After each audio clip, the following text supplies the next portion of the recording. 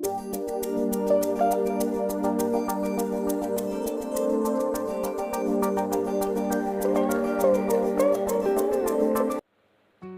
Indonesia, selamat datang kembali di channel Vlog RBW. Masih bersama saya Wasis Roy Bakti.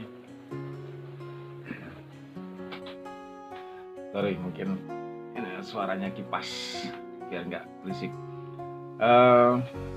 Video saya ini kan lebih banyak membahas tentang masalah sosial kehidupan di sekitar kita.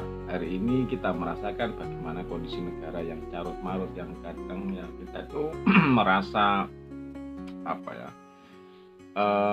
menjadi sakit hati, kecewa gitu loh kepada kondisi sosial, ya terutama kepada pemerintahan. Dan kita harus menyadari bahwa semua itu ya terjadi karena kita sendiri yang kesalahnya itu bukan pada pemerintahannya, tetapi pada kita sendiri yang tidak mampu berpikir secara rasional bagaimana menghadapi kehidupan itu, yang terlalu banyak pemikiran-pemikiran yang yang nggak match gitu dengan kehidupan. Jadi memiliki pandangan masing-masing. Memang betul yang namanya hidup itu kita tidak mungkin satu pemikiran itu tidak mungkin. Kita harus menghasilkan dari banyak pemikiran, banyak konsep, banyak ide. Akan tetapi ketika ide konsepnya itu selalu terbelenggu oleh doktrin, oleh pemahaman yang keliru, yang salah, ya akhirnya menjadi ruwet seperti saat ini. Banyak di antara kita itu yang seharusnya bisa mengeksplor kemampuan diri, pikiran untuk menghasilkan sebuah tindakan itu banyak terbelenggu oleh ya pemikiran-pemikiran yang salah, pendapat-pendapat yang salah. Dan kesalahan itu sudah fundamental, sudah sangat mengakar sekali, fundamental banget kesalahannya itu ya, sehingga untuk merubahnya itu harus melalui sebuah pemahaman yang perlahan-lahan, itu tidak bisa serta-merta. Kita harus merubah pola-pola itu, pola pemikiran, pemahaman itu harus ibarat kerak itu nggak bisa langsung dipecah, tapi perlu dikikis perlahan-lahan. Untuk mengikis pemahaman itu kita harus memberi masukan atau memahamkannya itu melalui sesuatu yang sederhana dulu, yang logis-logis dulu, dari hal-hal sederhana. Di video kali ini meneruskan video yang kemarin tentang masalah otak manusia itu, otak atau makhluk hidup itu mirip dengan sistem kerja komputer.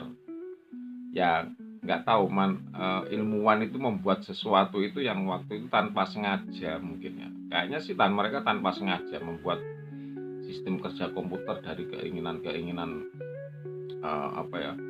mimpi-mimpi bagaimana membuat sebuah teknologi terbarukan, yang waktu itu yang akhirnya terciptalah komputer tadi.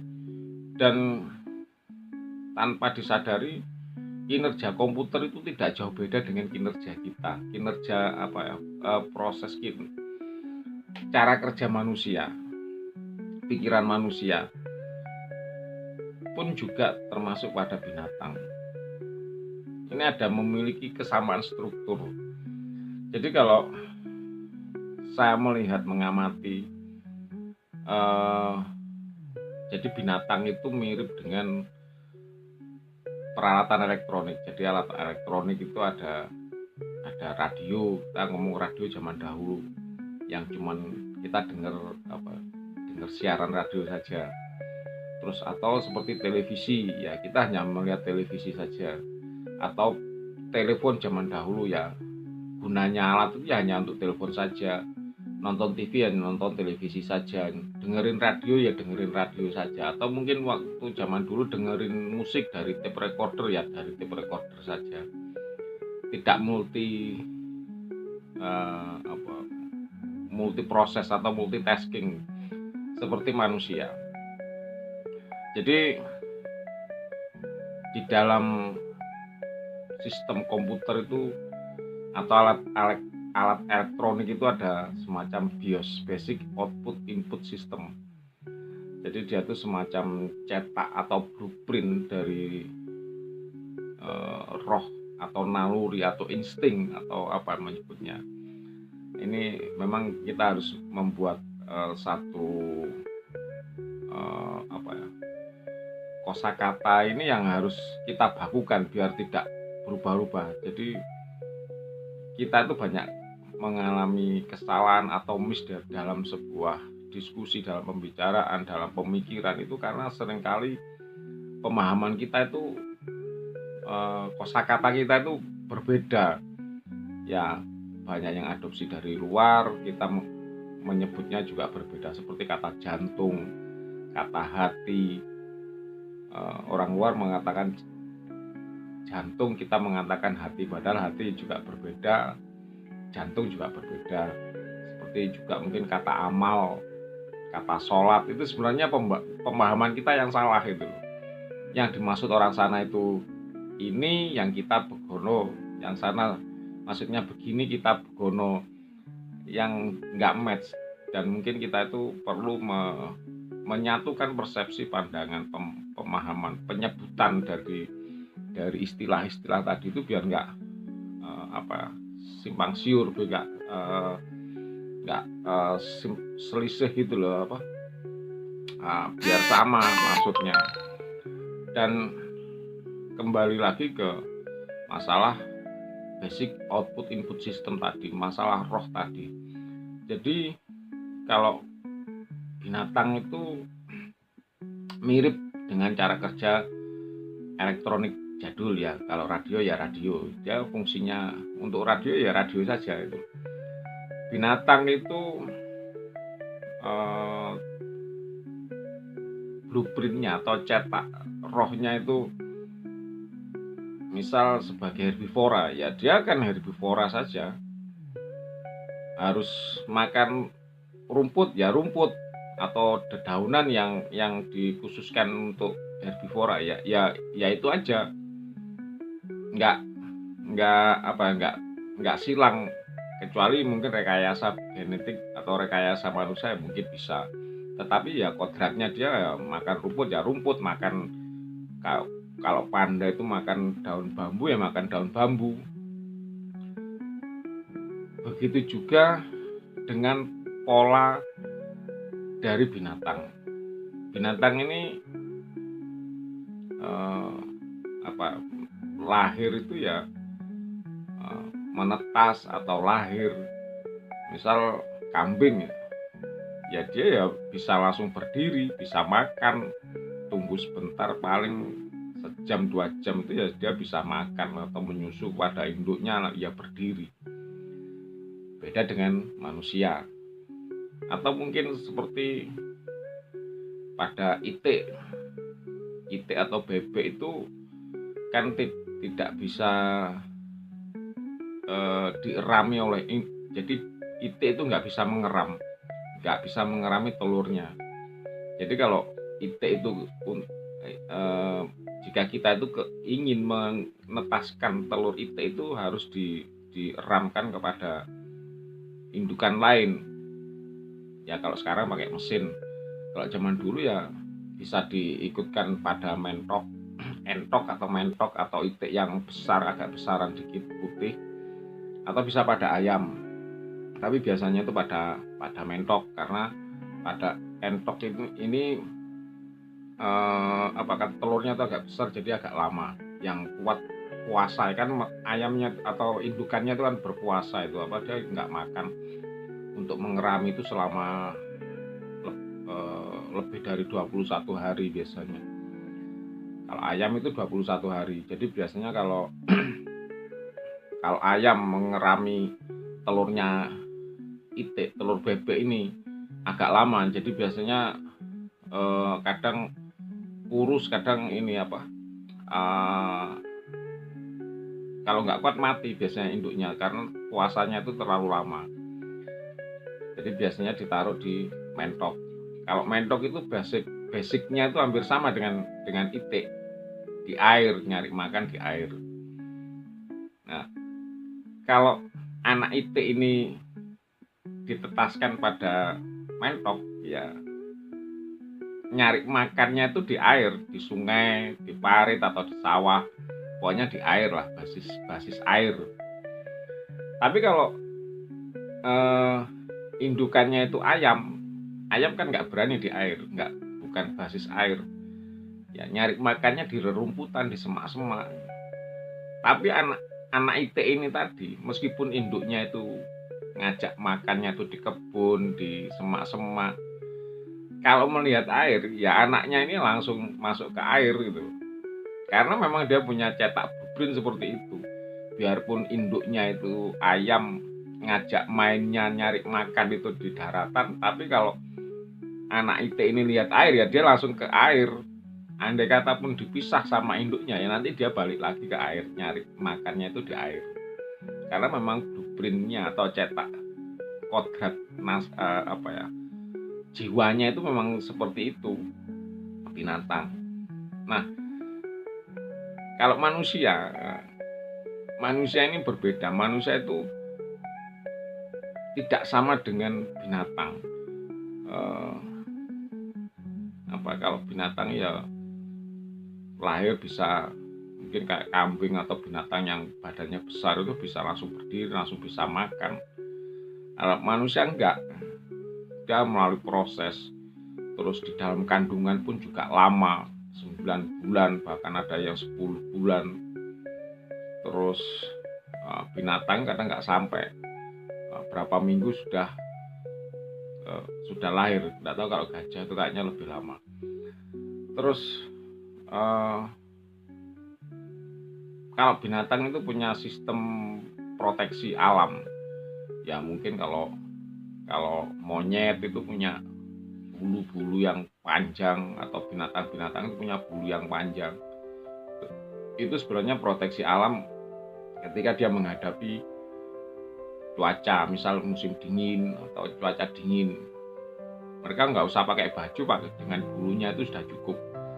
Terus mungkin ada yang punya cakar, kalau ular punya bisa, itu sebagai untuk perlindungan diri ketika dia menghadapi bahaya. Nah, manusia itu tidak punya bahan-bahan perlindungan seperti itu, proteksi alam seperti itu nggak ada. Ya, kalau kita nggak dikasih selimut, nggak dikasih baju, kedinginan ya mati. Terus lahir nggak ada yang ngurus, nggak ada yang merawat atau ngopeni saat baru lahir, ya mati. Beda dengan binatang, biarpun baru lahir nggak dipisah sama induknya, ya dia hidup aja itu. Kalau manusia nggak bisa, harus dilatih, harus dirawat, harus dilakukan sebuah perlakuan agar dia itu tetap bertahan hidup, harus diproses itu loh. Nggak bisa dibiarkan sendiri mandiri, nggak bisa. Manusia tidak punya sistem proteksi seperti binatang. Nah, sistem proteksi manusia itu pada otaknya, pada pikirannya. Otaknya ini yang membedakan dari binatang. Proteksi manusia itu pada otaknya ini. Otak manusia itu mampu merekam semua kejadian dari waktu ke waktu, meskipun ya ingatannya beda. Ya misal kisah cinta nenek moyang kita, kakek buyut kita dulu, ya kita nggak tahu, tapi pola perilaku dari kakek buyut kita, seperti kita berdiri tegak ini sebenarnya kan hasil proses dari pelatihan atau ajaran dari kakek buyut kita, nenek moyang kita lah, nenek moyang manusia dulu. Bagaimana berdiri, berjalan tegak, terus berbicara seperti ini. Kita ngomong menggunakan bahasa sehari-hari.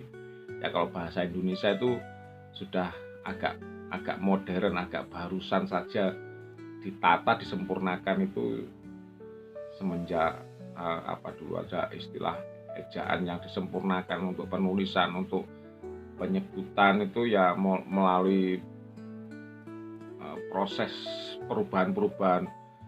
Jadi di 1928 sebagai Sumpah Pemuda itu kan termasuk menuangkan ide membuat bahasa Indonesia yang dari bahasa Melayu diolah menjadi bahasa Indonesia saat ini. Bahasa Indonesia hari ini ya juga berbeda dengan bahasa Indonesia yang waktu dulu. Tapi kalau untuk bahasa daerah, bahasa ibu, kalau mungkin Anda orang Bali, orang Jawa, orang mana lagi, Batak atau mana, bahasa kita itu kan bahasa zaman dahulu. Kita nggak tahu kapan bahasa itu dimunculkan, ketemunya bahasa itu kapan. Dan itu direkam, diajarkan kepada kita sampai hari ini. Itu nggak dicatat ya. Orang tua ngobrol sama anaknya, ngajari, wah kalau orang Jawa, anakku sing ganteng, anakku sing pinter, nanti gede jadi wong hebat yoling, nanti gini. Itu mengajarkan, tidak ditulis, diajarkan dari otak orang tua, dipancarkan ke anaknya. Itu hasil proses rekaman masa lalu yang masih ada sampai hari ini. Ya, melalui banyak perubahan juga bahasanya atau tata bahasanya atau mimpi-mimpinya. Kalau zaman dulu ya orang tua kita ya anak, kadang anaknya jenenge namanya itu ya asal-asalan zaman dulu. Hari ini sudah mulai pinter, anaknya ada istilah, ada sejarah, ada harapan, ada doa. Dari itu kan hasil sebuah proses evolusi pikiran manusia. Kita pakai baju zaman dahulu yang mungkin hanya daun-daunan atau kulit-kulit binatang, ya akhirnya kita sudah menggunakan baju yang punya motif, punya warna yang lebih banyak, variasi warnanya banyak, modelnya banyak. Itu kan hasil pengembangan masa lalu yang sampai hari ini masih ada. Belum lagi teknik-teknik lainnya, bagaimana mungkin mengolah makanan. Dulu yang cuma nasi sama sambel itu aja, hari ini ada nasi, lauknya itu banyak variasi. Zaman dahulu hanya sederhana, sekarang sudah semakin berbeda. Itu hasil variasi atau evolusi pengembangan pikiran manusia yang tertanam terus, terpancar dari waktu ke waktu dan semakin berubah. Dan otak kita itu adalah sistem proteksi dari hidup kita. Jadi pada dasarnya semua makhluk hidup itu adalah hidup untuk mempertahankan hidup. Dan kodratnya itu ya nyari hidup, itu ya nyari makan gitu. Ya kalau orang sains modern tuh nyari kalori istilahnya. Ya sebenarnya sederhananya nyari makan semua. Ya mau tumbuh-tumbuhan, mau binatang, mau manusia, intinya itu mempertahankan hidup adalah nyari makan. Binatang bertarung itu adalah untuk memperebutkan makanan. Manusia pun sama, intinya sama, mencari makan. Ya meskipun orang ngomong bekerja ini dan itu, sebenarnya intinya juga sama, nanti intinya nyari makan gitu. Dan proses inilah yang menjadikan persinggungan di antara kita semua, antara manusia satu dengan yang lainnya, hasil proses mencari makan ini. Dan sistem proteksi kita dalam mencari makan itu adalah pada otak kita itu. Meskipun secara fisik kita mungkin kalah sama binatang, tetapi dengan proteksi otak kita itu mampu mengalahkan binatang yang besar itu. Mungkin gajah pun sekalipun ya kita bisa mengalahkannya. Mungkin tarung gini kita kalah, tembak kepalanya ya mati gitu loh. Artinya otak manusia itu memiliki sesuatu hal yang dahsyat sebagai bahan proteksi perlindungan. Bagaimana membuat hidup jauh lebih baik, semakin berubah. Potensi besar otak manusia itu sangat potensi otak manusia itu sangat besar, sangat hebat. Ketika dia salah menempatkannya, dia akan menjadi sebuah kerusakan, akan membuat kerusakan. Makanya kalau di dalam agama, dalam Al-Quran itu dikatakan kita sebagai khalifah, sebagai pemimpin, yang artinya kita itu ketika otak manusia itu dibiarkan liar, ya dia akan memberikan kehancuran kepada kehidupan.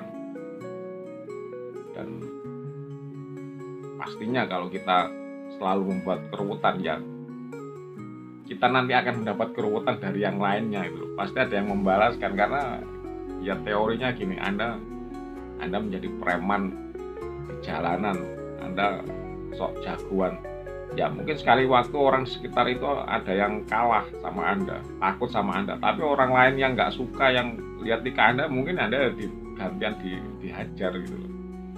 Artinya ya kehidupan itu memiliki sebuah hukum sebab akibat, timbal balik, atau hukum karma, itu pasti terjadi. Oke, demikian video kali ini, semoga dimengerti, semoga diterima. Nanti kita bahas lagi yang jauh lebih spesifik lagi, yang lebih luas lagi, yang intinya nanti adalah bagaimana kita menggunakan otak kita, memanfaatkan otak kita itu untuk hidup ini jauh lebih baik, mempertahankan hidup itu jauh lebih lama, lebih panjang, ya sampai hidup itu sudah tidak lagi hidup lah, sampai waktunya harus diambil dari yang kita itu dulu nggak ada, tidak dilahirkan dari sesuatu yang nggak ada, akhirnya menjadi ada, kita lahir manusia, nanti akhirnya juga kembali lagi ke awal, artinya mati, ya proses berputar. Oke, terima kasih dan semangat untuk menjadikan Indonesia yang jauh lebih hebat di masa mendatang.